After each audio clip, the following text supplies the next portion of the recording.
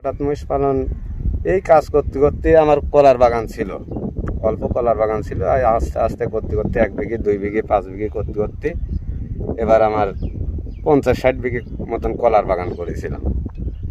কলার বাগান করে এই টাকা পয়সা মনে করেন যে একবারে কাটি কুটি এক জায়গায় করে 7টা মহিষ কিনে নিয়ে আসি।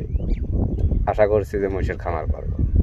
7টা মহিষ আছে, আমি মাঠে বসি খামার ধরনের মহিষ পালতেছি। বেশি দিন না, অল্প মাস 3 হলে মহিষ পালতেছি। আশা মহিষ এখন আশা যে মহিষের খামার করবো, মহিষ বেশি বানাবো, মহিষ মাঠে ঘাটে লাহি অনেক মহিষ বানাবো। সাল পাল ছোট ছোট রয়েছে, সাল পাল মানুষ করা লাগবে, এর পরে নির্ভর চলা লাগবে।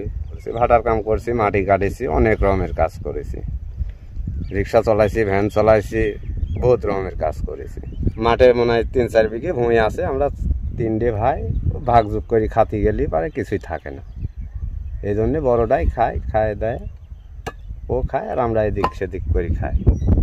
কলার ব্যবসা ট্যাবসা করি, এটাই। কিনেছিলাম হচ্ছে 7.5 লাখ দিয়ে, আর এখন বেচতে গেলে 8 লাখ, 8.5 লাখ, 9 লাখ মতন হবে। 9 লাখের উপরে যাবে না 3 মাসের মধ্যে। মহিষ পালন লাভজনক। এর পিছনে তো কোনো খরচ করিনি। এটা হচ্ছে মাঠে খায়, মাঠে তিনি চলে ফেরে আইসি, একটু পানি টানি ধরি সম্মুখে, এটাই দেহাদেহি সকলেই করছে যে মহিষ আমরাও কিনবো, আমরাও মহিষের খামার করব, মহিষের লাভ বেশি। নিজের বুদ্ধিতেই এবার কলামলা বেশি, টাকা পয়সা চারটি কাছে হয়েছে, তাই এই ম্যাগনেট বুদ্ধি হয়েছে যে আমি মহিষ পালবো। ভাটার লিভার ছিল তো ভাটায় ঠিক মতো কাজ করতে পারছি না। কেন? গুটির বিরাম ছিল, গুটির বিরামের জন্য বসতে পারছি না। পায়খানা ফিরতে গেলে রক্ত করতে, পায়খানা ফিরতে গেলে ভাড়া সে আর ফিরতো না। ওইটা বলার দরকার নেই যে উনি তারপরেও সঞ্চয় করে গল্পটা। হ্যাঁ, ইট ভাটা। হ্যাঁ, ইট ভাটা বলেন।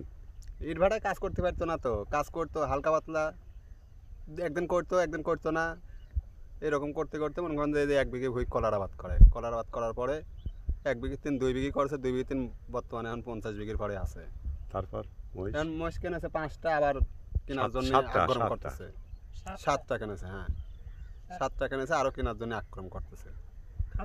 খামার করবে। এক সময় ওর কেমন সংসার চলতো? কিছুই ছিল না, খুব কষ্টে দিন যেত। আর এখন বর্তমানে খুব ভালো যাচ্ছে। ওকে।